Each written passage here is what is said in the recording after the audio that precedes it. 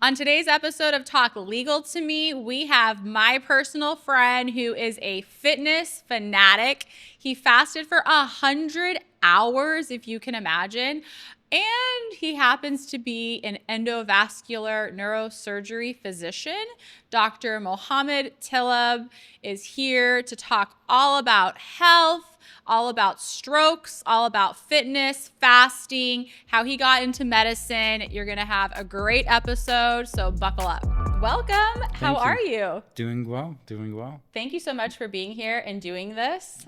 Dr. Teleb, tell us a little bit about yourself and your background. All right, so my name is Dr. Mohamed Teleb. I'm a neurologist by training, which means a brain doctor, and then I did a couple of more fellowships, one in stroke, which is basically when you have a bleed or clot in the brain, and neurocritical care, and my last fellowship was in neuroendovascular surgery or neuroendovascular surgical radiology, and so that's what I do. I do these minimally invasive procedures in the brain where I take plastic tubes, I go up to the brain, and I pull out a clot, or if there's a brain bleed, I go in and I put coils or metal in there or some device to stop it from bleeding. So that's really my area of expertise. I'm a brain doctor that specializes in minimally invasive neurovascular diseases and neurological emergencies. Wow, that is just incredible. Oh, I mean, the type of work that you do and how it must make you feel when you walk out of that hospital helping and truly saving people's lives. You're doing God's work. Oh, thank you. Yeah, no, I mean, it's very fulfilling. So that is for sure. But also the psychological toll of having to lose a patient, or despite your best efforts, you just, you can only do so much. So yeah, there's the reward part, but I also think being in healthcare in general, seeing the good and bad, it's a great job, but I think it takes lots of mental fortitude, Right, for sure. to do it day in and day out. Right. And how do you build that mental fortitude? What do you do in your daily life to kind of prep yourself to be able to withstand that? So me personally, or in general in training for the medical people in the You medical personally. field? Oh, I like that. Okay. So me personally, I think, I try to just be grateful for anything I have and realize that this may be your last day, and just connecting to a God and realizing that I can only do so much. And if I do my best, the outcome is not up to me. And that allows me to deal with this. For instance, someone comes in and different people's brains die at different rates. Some take 10 hours, some take 2 hours, right? And I go in at 6 hours or 5 hours, that's standard of care. I go and pull out the clot. I restore 100% of the blood flow. Technical, perfect. But then the patient, unfortunately, their brain was the one that died in 2 hours. So they still do bad, even though the entire team, the ED, the docs, nurses, techs, interventional radiology, ICU, even though everybody did a perfect job, Right. unfortunately, you don't control the patient's collaterals, Right. And so being able to accept whatever happens, as long as you know in your heart that you made the best effort, that's it. That's a really good way to be able to have the bandwidth to withstand some of those losses that, like you said, are out of your control. Yeah, because it hurts. I mean, we're all human. I mean, we're trying to, we're trying to do our best to save people. So yeah. Right. How did you get into this field of medicine? That's a beautiful question. Someone asked me that on another show. So yeah, the neurosciences, I got interested in it because I took a class called Sensation and Perception, and basically the neurobiology of sensation and perception. And this was when I was doing my pre-med classes. I was actually an engineer. Wow. Did that for 2 years, a civil engineer. And then I'm like, I was good in math and science, but I wanted to do something with people. So I actually went back and did my pre-med years. Oh. So the reason I got interested was I took that class, Sensation and Perception, and I realized, wow, like the amount of information that we process is absolutely amazing. And that brain that allows you to perceive reality, to be able to talk, to be able to see, to be able to have a world view. Like, I'm like, the brain is who you are in essence, but then the how complex it is. The fact that you can tell 2-point discrimination versus vibration versus temperature, cold Wow. versus Yeah. hot, all this information that's coming in, how Right. you process it, your eyes, how you invert like the image, how the vision from this side goes to this side of the brain, the opposite, like the Wow. occipital lobe. Right. And you're looking at all this stuff, you're like, wow, that is amazing. And then another thing is, I do have kind of a soft heart. So, stroke is the number one cause of disability, and people with MS that can't move and stuff like that. That really, it's something that just hurts. Like when you see someone suffering so much, and so I'm like, how can I help with that? And and the brain, as I said, is like who you are, and so I figured try to help people with brain disorders, since I find it fascinating, and also from an emotional point of view, I want to make sure that people don't have these neurological complications or neurological diseases. And are there ways that you think people can take care of themselves to make themselves less of a candidate that you would be operating on Yeah, them, yeah. that they would be your patient? So yeah, as far as like stroke and most of the neurological emergencies I deal with, there's really two things. So if you're young, avoid trauma. So don't Okay. drink and drive, right? Right. And so that's the highest cause in the young is trauma and drugs. Avoid drugs. So anything that raises your blood pressure, meth, cocaine, anything that raises what's called sympathomimetic, or basically it mimics the sympathetic nervous system, right? Okay. And so any drugs that are classified as that, but in general, just don't do any drugs. I mean, Okay. like, because Don't do drugs. You heard it here first. no, that's what they and trauma, right? And so, and then for people that are older, stroke is any cerebrovascular or cardiovascular risk factor. So what is that? Right. Smoking. Okay. Okay, avoid smoking. High blood pressure and diabetes. These things are really the risk factors, and so the same risk factors for heart attack as well. But then there's like other things, of course, getting proper sleep. And so the question is, how can you stay fit, not get diabetes or hypertension? And I think that's lifestyle modifications, Okay. and the little journey that I've been on lately. And Yeah, so, talk about it a little bit. okay. So I recently lost some weight I had gained because of work and stress. And I lost 30 to 40 pounds, and I've kept Wow. it off for 2 years now. Good job. Yeah. Yeah, Congratulations. but that's it. Like now I don't have high blood pressure. I don't have diabetes. And so, those are the two modifiable things. And so having a well-balanced diet and exercising every day and having a body mass index or weight that's normal is a way to avoid having or getting these things like high blood pressure and diabetes. Right. And now I know, like on your page, talk about your page a little bit, because you are on Instagram. You have at least 14,000 followers that you Yeah. got within a short time frame. You have like 70,000 views on some of your videos. Yeah. Talk about your social media presence and how you got into that. That's a good question. So I it was kind of a coincidence. I was working with one of my device reps, and he saw me on social media because I've been doing it for a little bit. I post stuff on Twitter. Twitter is @StrokeVan, because StrokeVan is a tool that I invented to identify massive strokes. And there's a website, www.strokevan.com. And it's really for first responders, for nurses to get van certified so they know how to identify massive strokes. Great. And so I had some social media, but I really wasn't doing that much. And then the vice rep, whose name is Ben. Okay. And so it's okay. I'm giving you a shout out. He's like, your stuff's really good. People need to know who you are. He's like, why are you hiding you? I'm like, what? He's like, you're like one of the best doctors in the country. Like, why doesn't everyone know about you? I'm like, I don't know. And so then we started to do something, and I really like teaching as well and engaging with people. And so we started this case of the week. And then from there, started posting it all the time, and it just grew out of that.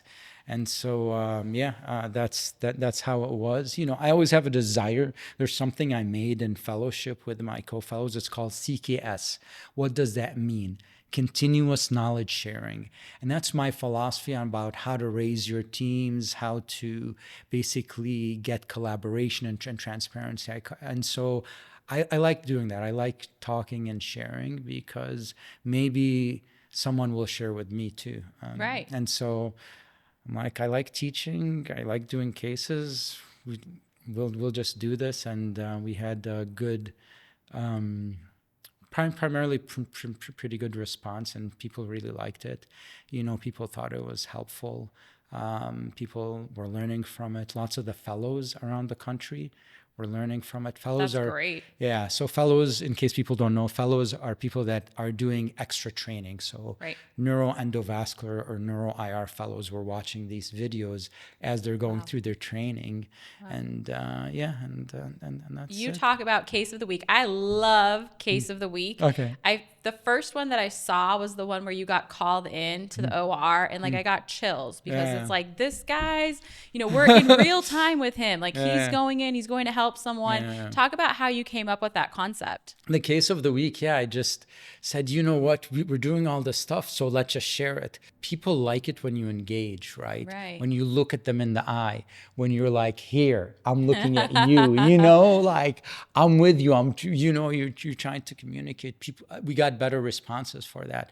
And then I realized, wait, nobody knows what we do in the middle of the night. Right. No one knows I'm getting called at 4 a.m, going in, doing this, talking to families. And so I'm like, we should let,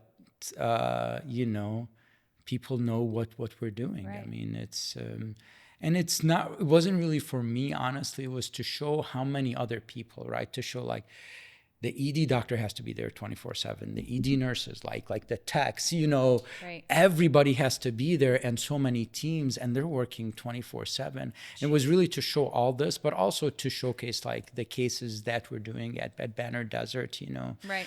People don't realize we're one of the busiest stroke centers in the state. We're only second to the Barrow Neurological Institute or San Joe's. That's great. It's so exciting to watch. It's really cool to watch. Oh, thank you. And yeah, we don't know what goes on behind the scenes, but now you're giving us that glimpse where we Yeah. actually can get a visual of what you do, and it truly is incredible. You're like thank Batman in the middle of the night, saving lives, people, and everything. So, talk about I actually like that you're because the Batman. I like that because it's kind of true. I'm like, I get to be Batman. Yeah. I get to be called in the middle of the night, drive in my little black car, save Black someone's outfit. life, black outfit.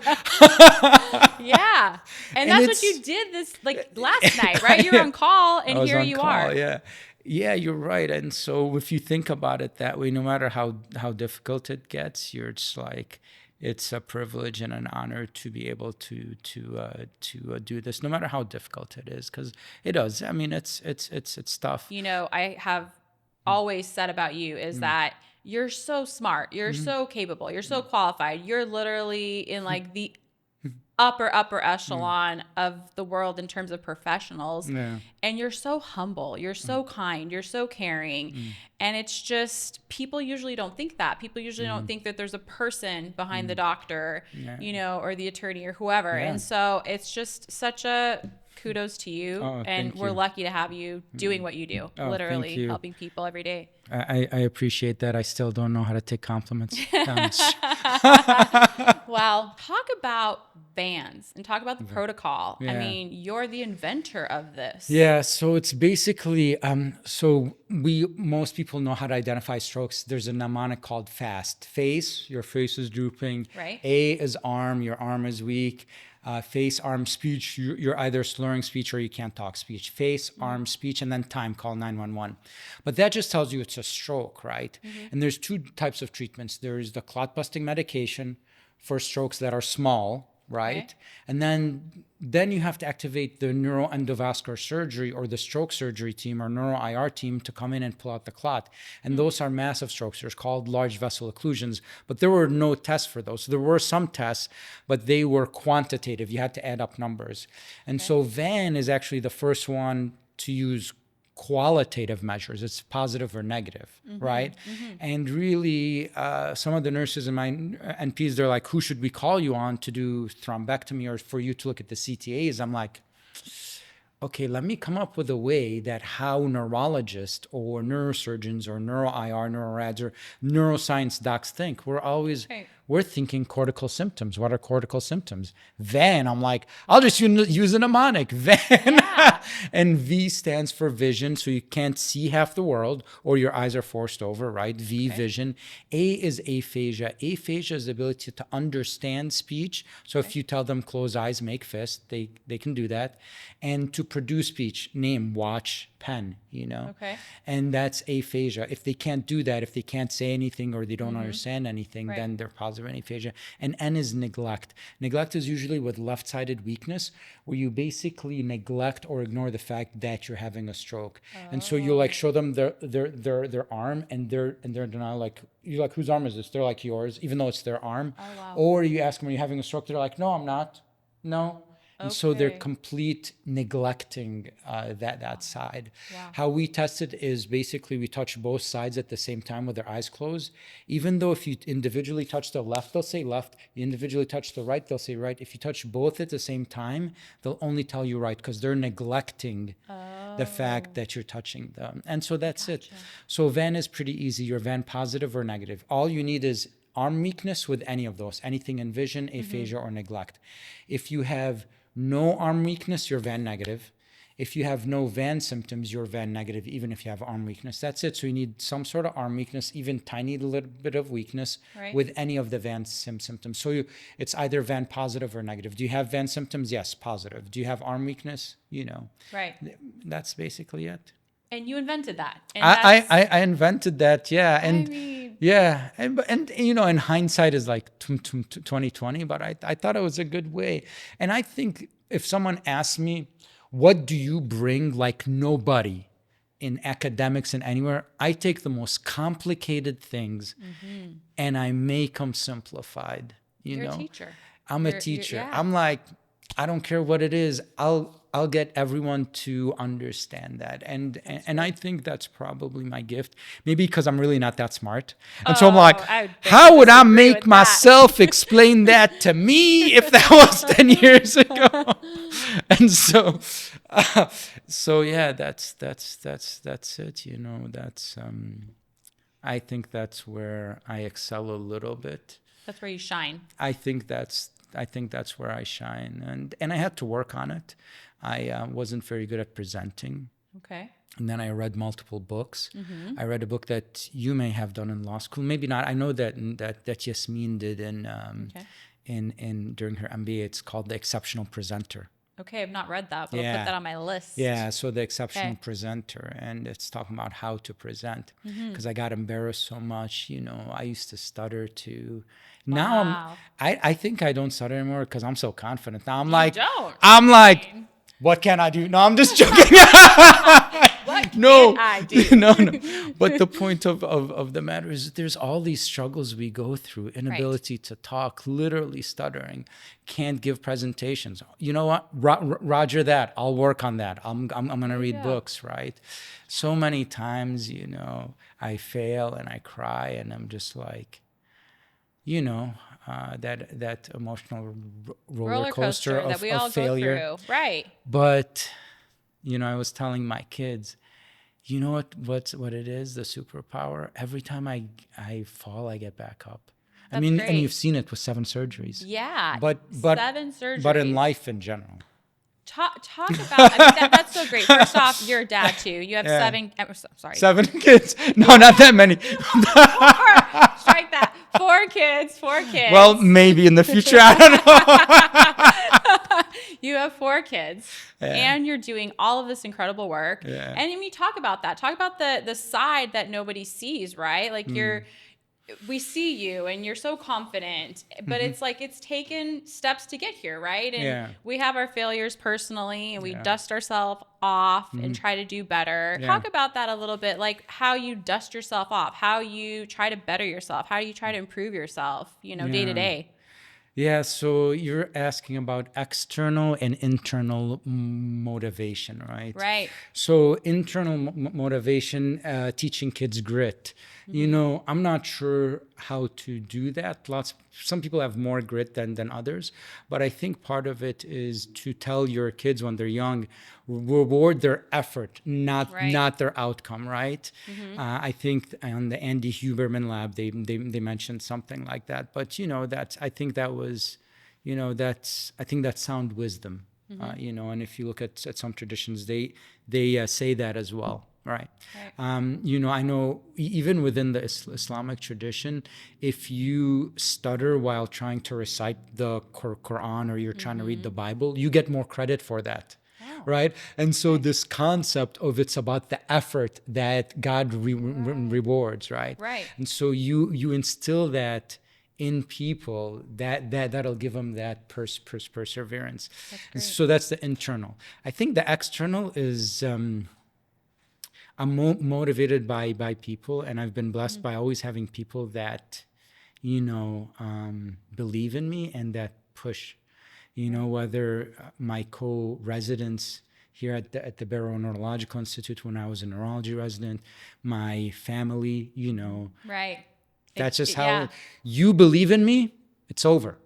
Like Mo's gonna get the job done or he dies. Right. If you believe in me, that's how I work. That just lifts you, gives you wings to fly and do amazing things. And I used to think that everyone's like that, but it's not. So I took these personality classes and leadership classes. I'm like, oh, not everyone's like that. Right. And that's part of leadership and growth as well, is to read and reflect and see how people are different. Right. Very interesting. I love that. I love that, how there's different factors that really impact your output, and it can come from a friend, it can come from a patient. Yep. Oh, that too. Yes. Coworkers relying on you. Yes. I can relate to that myself. So when someone of course trusts you, as a lawyer, and personal injury and people are devastated and they have to trust you, and it's I mean, sure, that's a lot to deal with. You want to carry them across the finish line. You want to make sure that they instill the trust in you and that they were right to do so, that you're going to get the job done. So I can totally relate to that. Okay. So I'm going to take you into kind of like a layer of the law and medicine. Okay. So, and it's a little bit controversial. Yes. So Roe v. Wade. Okay. And we're talking about strokes. And we're talking about Roe v. Wade being overturned in our country. And the rise in contraception use, and what does that have of impact with strokes in females? Yes, all right. Give us some light on that. Shed some light on that. I'll shed some light. I won't be able to shed the details. Right. But in general, women that are on contraceptives, they, depending on which ones they are, right? And so that I don't know, because I'm not in OB-GYN right now. I don't know which ones have more progesterone, which ones have more estrogen. I don't. Right. But the ones with more estrogen, they tend to put you in a slightly hypercoagulable state. What does hypercoagulable? Hyper, really high. Coagulable means that you clot easier. Right. And so you will be in a hypercoagulable state, which could lead you to having strokes. Okay. That's one thing. Another thing is, I don't know this exact study, but they were showing at using contraceptives and women's choice of mates, right?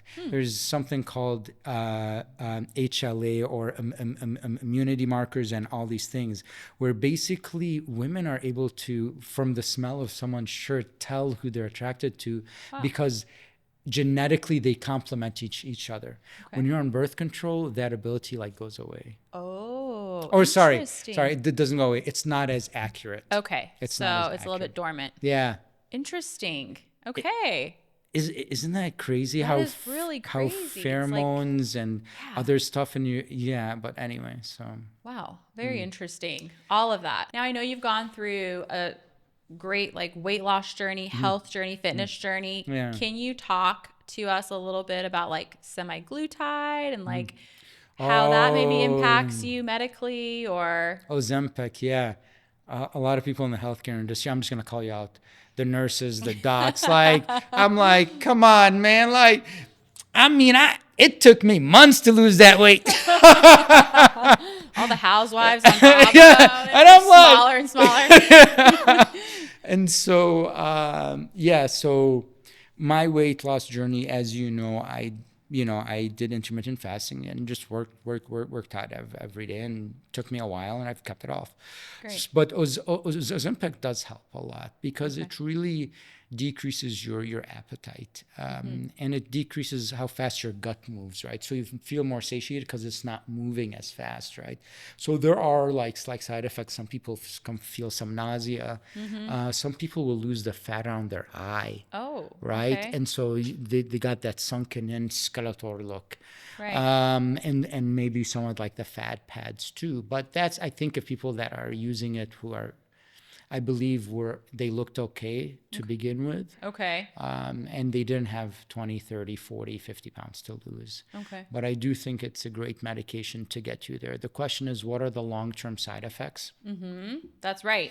And how long are you going to stay on it, right? And so, Right. I mean, the goal should be for something almost like to give you a bump, but once you're there, you need to maintain without it. Would be my advice. Right. And have you seen or do you know like if someone is on it and then they get off of it, do they have this like ravenous appetite that comes back? That's a good question. Some people report the appetite does get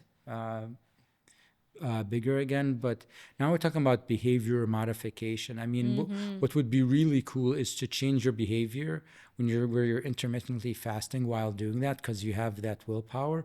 But then if you get off of it subconsciously, you won't want to eat breakfast anyway. Because you've been doing the intermittent You- fasting. For 2, 3, 4, 5 months, and it's just part of you, who you are now. Right. And actually, I did do intermittent fasting before, probably like COVID era. So there's multiple ways to skin a cat, right? Right. You can cut out lots of carbs and sugars. You can look at macros.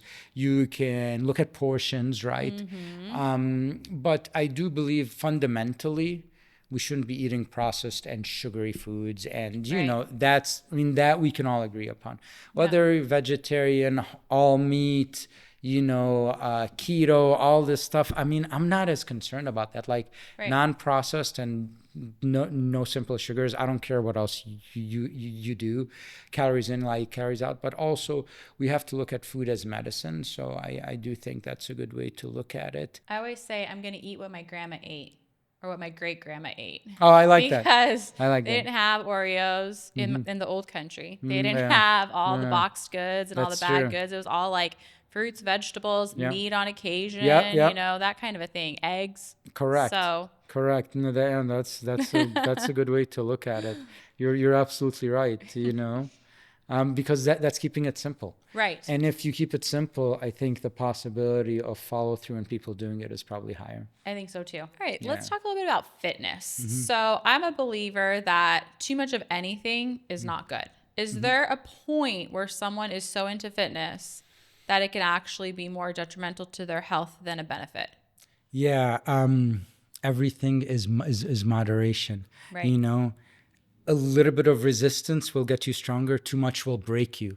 Right. So you're absolutely right. So what that is, I think it's different for people, and it depends on their age, right? But in general, you shouldn't work so hard where you're so sore that you can't do anything the next day or two or three, right? Okay. You know that's too much, and I would prefer smaller, shorter daily workouts as opposed to killing yourself for 2-3 hours, right? True. Because we know people don't lose weight by going and working out for 8 hours once a week. Right. Right. It's Right? consistency. It's small, consistent effort, Yep. right? Yep. You know, that usually gets us there because it allows two things. It allows recovery, and it allows repetition, so it's established as a habit. Right. And so there's two benefits, right? It's Right. not just one benefit, the 8 hours versus half hour each day, Right. You see these two different ways.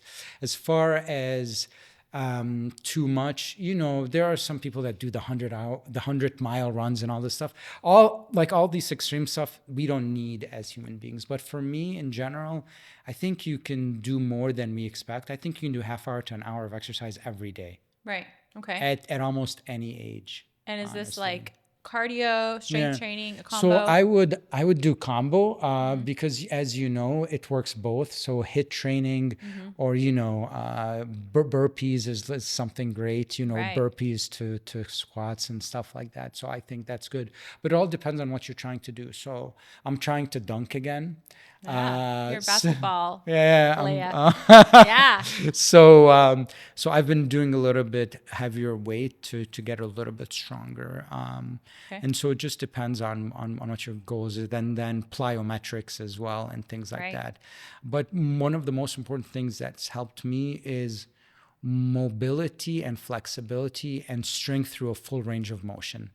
And so I've had 7 surgeries, Incredible. foot surgery, Jones fracture from playing ball for 5 hours a day.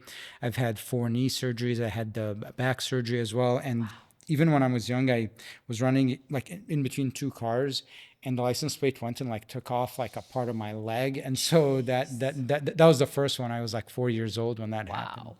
And so through all of these, I realized that I wasn't flexible and I wasn't strong through the full range of motion. So I ran into this guy online. He's like, "Oh, I've had whatever knee surgeries. I had no knees. I couldn't jump. I couldn't dunk." And he also is in his mid 40s. Him and Mr.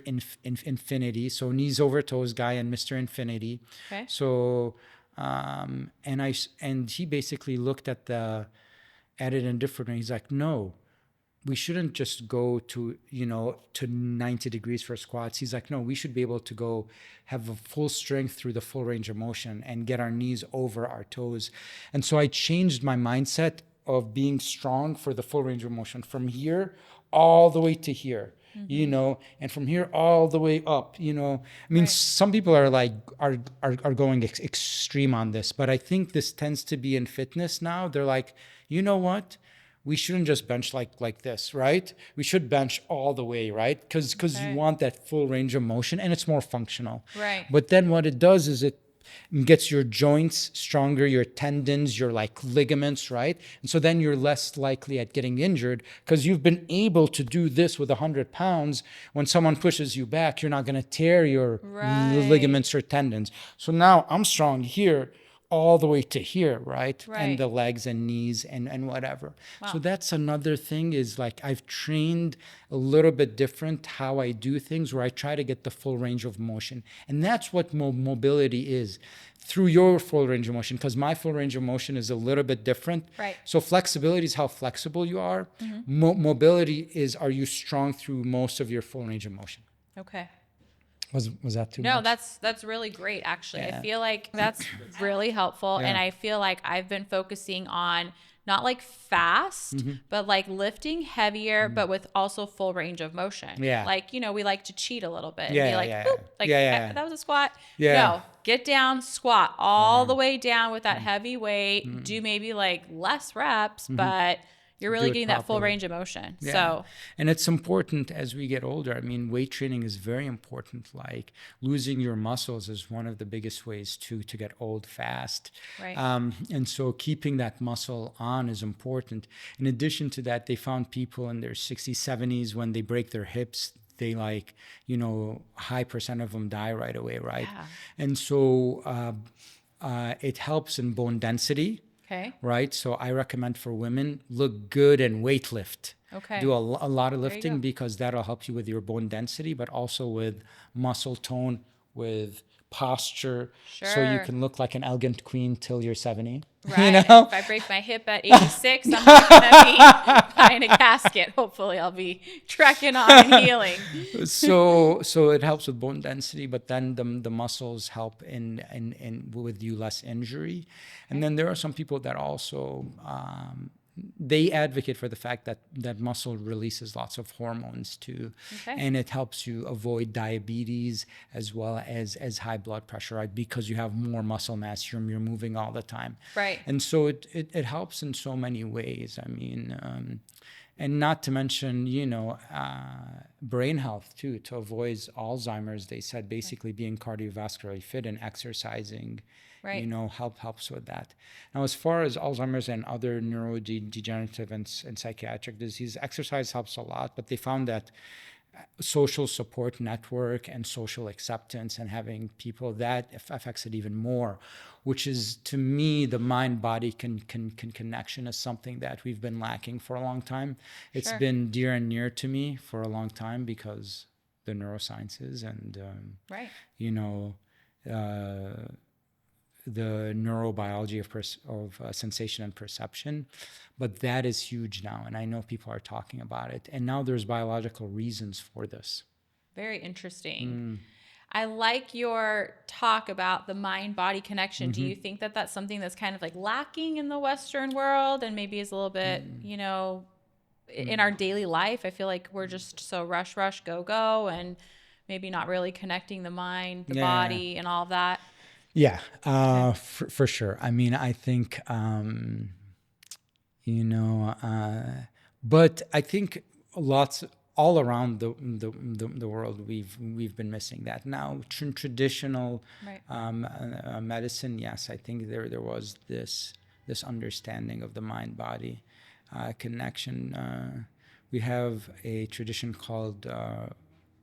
Well, it's basically a tradition where you read verses on people and it like heals them, right? Okay. So Right. I'm sure other traditions have that. And so someone said, how are words supposed to affect you? And then I'm like, no, because if words calm you down, your cortisol level goes down. When your Right. cortisol level goes down, your immune system goes up, right? It's all connected. It's all connected, and we know that if you release too much thyroid, all this oxytocin, oh my God, like it affects your body if you stimulate like the vagal nerve. And so being under continuous stress, I believe, can even cause hypertension because the subconscious stress can lead you to less ability to activate your vagal nerve or the parasympathetic system. And so even when they look at heart rate variability for some of these apps like Whoop, which looks at your recovery, that heart rate variability, which is a balance between your sympathetic and parasympathetic to making sure it's balanced, that goes down when you get less sleep. So when I'm stressed, the sympathetic system's there, so the heart rate variability is less like boom, boom, boom, boom, boom, right? Because that the other system is not working, right? Right. And so, the mind-body connection is huge because the mind and what you think can affect your hormones, right? We know there's the neuroendocrine system. It's called neuroendocrine system, right? Right. And so all of that can affect it, and that's why you see these studies. I think in Malcolm Gladwell, one of his books, he talks about this. I want to say Italian heritage small town in like Pennsylvania or something like that, where everyone's fat, obese, smokes, but none of them die. Interesting. And so he was talking about that. Right. What he was talking about was the mind-body connection, or how Right. social networks, you're part of a family, you're part of a group, all Right. this can affect your body. Interesting. All right. What's one medical myth that you hear all the time that you're like, you want to debunk it here today on this podcast? Ooh, what a great question. It's not a medical myth, but I think it's something that's not appreciated enough, is people that exercise every day, that's the best thing that you can do for your body. Okay. Because they found people that smoke but exercise every day may live longer. People that don't exercise every day and don't smoke. Okay. That's the thing that I think, if I can tell anybody anything, it's move, move, move, move. That's Okay. it. Okay. That's I think that's the biggest underrated and underappreciated thing in medicine, is movement as Right. medicine. I think, MM baby. yeah, I think we limit ourselves because, like, Yeah. oftentimes I've had family members who have had surgeries, and like when they're in the hospital, you know, they get a hip surgery replacement, and it's like they want them up on their feet like very quickly after, and you're almost like, that seems like it's not right, but you're right. Movement is key. Movement is key. Whether Okay. it's walking every day, Right. whether you don't need weights, just do something. Whether it's gardening, just that movement. I think it's first of all, it works on your psyche, but also Right. on your physical body. Yeah. Right. Agreed. Well, I wish you much success and I continue to follow you. Why don't you tell everyone about your social media handles, how they can follow you, how they can track your incredible work? Sure. So I'm on Twitter, Mohamed Teleb. It's at StrokeVan on Twitter. And then on Instagram, it's Teleb, TELEB _ neurovascular, one word. That's on Instagram, Teleb _ neurovascular. And then on LinkedIn, it's Mohamed Teleb. And on TikTok, I think it's Mohamed Sameh Teleb, SAMEH, and then the same last name, Teleb, TELEB. And that's it. So hopefully you guys follow. Yeah. And hopefully you guys learn something, or it inspires you, or some sort of benefit. That's all I know. Start working out. Start wearing aloe yoga shirts, dressing like the doctor here. Dressing and impressing. Yeah. That's right. My bars, I be flexing. There you have it. It's hidden talent. Thank you. Thank you for tuning in to Talk Legal to Me. Remember, you can listen to us everywhere you get your podcasts, including Spotify and Apple. And if you want to watch along, visit my YouTube channel at Lawyer Gordi. Until next time, stay informed, stay legal, and stay fabulous, besties.